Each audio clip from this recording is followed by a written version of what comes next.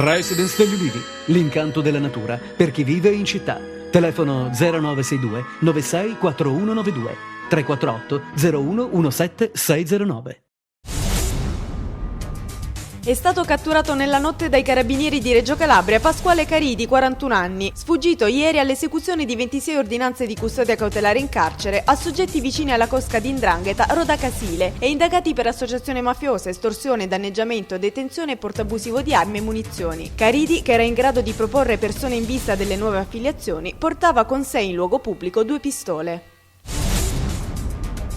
Una giornata di fuoco ieri in Calabria, sono stati infatti ben 3 i feriti in agguati con modalità mafiose. In mattinata, in pieno centro a Isola Caporizzuto, è stato ferito gravemente Alfonso Capicchiano, facendo temere la ripresa di una guerra di 'ndrangheta nel Crotonese. Altre 2 persone invece sono state ferite in tarda serata sul lungomare di Ferruzzano nella Locride. Si tratta del commerciante Attilio Violi, di 45 anni, e un collaboratore scolastico, Carmelo Talia, di 41, entrambi con precedenti. Su entrambi i fronti proseguono le indagini degli inquirenti per scoprire gli autori degli agguati.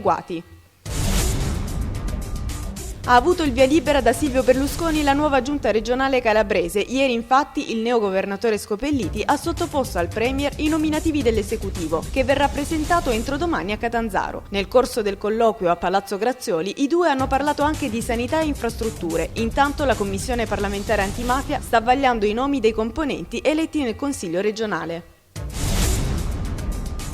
Nel pomeriggio di ieri, nel centro storico di Cosenza, un camion Iveco rubato a Rende si è scontrato con un'auto d'epoca a bordo della quale vi era una sposa che si accingeva a raggiungere l'altare. Il camion era già stato intercettato dai carabinieri che lo inseguivano per le strade della città. Il ladro alla guida, preso dal panico, ha tentato la fuga imboccando una via in senso vietato, dove ha lasciato il mezzo privo di controllo in discesa. Se non ci fosse stata l'auto della sposa a bloccare la sua corsa, fortunatamente senza danni alle persone, sarebbe potuta finire peggio. Uno dei 2 malviventi, Francesco De Luca, è stato arrestato.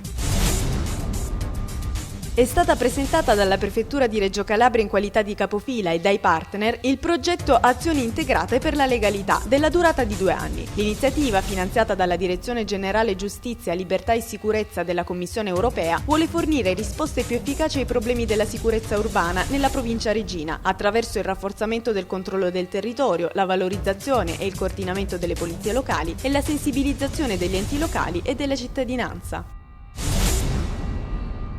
Si sono svolti ieri pomeriggio i funerali di Anna Cosentino, madre del sindaco di Catanzaro Rosario Olivo. La donna è morta a 92 anni e le esequie, che hanno seguito il rito valdese, si sono officiate nella chiesa evangelica della Riconciliazione di Campagnella. Quella dei valdesi alla Filanda, infatti, è in ristrutturazione. I funerali hanno visto una larga partecipazione popolare e delle autorità civili e militari che hanno voluto stare vicino al primo cittadino catanzarese. Inaugurata stamattina al Teatro Cilea di Reggio Calabria la mostra dei cimeli storici dell'Arma dei Carabinieri, con un incontro tra Presidenza nazionale, autorità locali e delegazioni estere. Presenti le autorità civili e militari della provincia di Reggio Calabria. Nella cerimonia di apertura il presidente dell'Associazione Nazionale Carabinieri e il governatore della Calabria Scopelliti hanno rivolto il loro saluto alle autorità presenti e alle delegazioni estere. La manifestazione continuerà per tutta la giornata.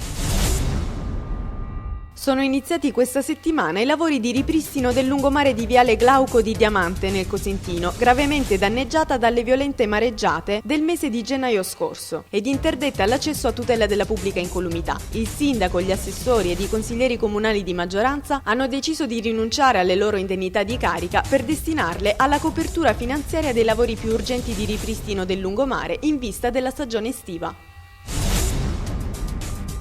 Si è concluso ieri presso l'Auditorium Casalinuovo di Catanzaro il progetto Bambini Futuro del Mondo in Cristo. L'iniziativa, curata dalla Light Communication di Domenico Gareri, ha coinvolto gli alunni dell'Istituto Comprensivo Don Milani e del Plesso Sant'Anna. L'obiettivo era quello di rendere i più piccoli, attraverso la recitazione, testimoni e divulgatori della storia di Gesù, toccando aspetti fondamentali della società come la famiglia, l'ambiente e il prossimo.